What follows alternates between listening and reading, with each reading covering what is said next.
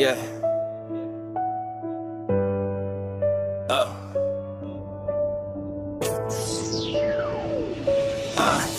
Habang lumilipas ang taon, ako ay lagi na lamang nakatingala na tila ba sa aking pag-angat may pumipigil at sa baba ako'y nakatanikala. Nais kong maging isang bituin at magningning sa kalangitan. Pipilitin kong maging isa sa tinitinala kahit buhay ko'y may kapaitan. Mikit alam kong hindi ganun kadali ang pagdadaanan ko sa aking paglalakbay. May mga balakid at mga pagsubok, pag nanghina ako ay matatangay. Di naman masamang magpahinga at magpatuloy ulit sa paglalakad. Sa takbo ng aking kapalaran, ako naman ang magsasaad.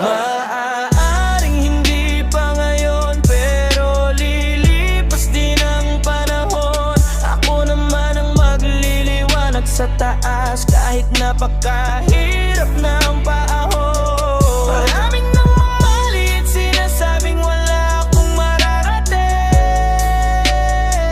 Maniniwala lamang ako sa aking sarili.